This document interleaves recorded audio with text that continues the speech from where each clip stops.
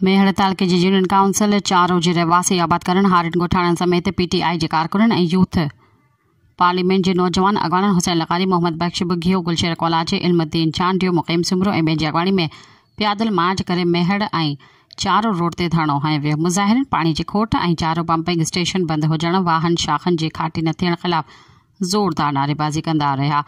पाणी न आहे छो भला करबला करबला जा उभ ॾारींदड़ नारा हंया। इन मौक़े ते मुज़ाहिरीन दाहींदे चयो आहे त असांजे इलाइक़े में ज़रे पाणी जी शदीद खोट आहे।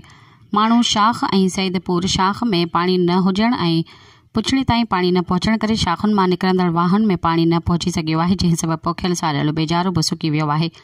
सारियुनि जो फसल तबाह थियण लॻो आहे। हुननि मुतालबो कयो आहे त चारो पंपिंग स्टेशन बहाल करे माडू शाह सईदपुर शाख ऐं उन्हनि मां निकिरंदड़ वाहन ऐं शाखुनि जी खाटी कराए पुछड़ी ताईं पाणी पहुचाए वञे। ॿी सूरत में एहतिजाज जो दाइरो वधायो वेंदो। सब्सक्राइब कयो अवामी न्यूज़ HD खे ऐं ताज़ा तरीन ख़बरुनि लाइ ॾिसंदा रहो अवामी न्यूज़ HD।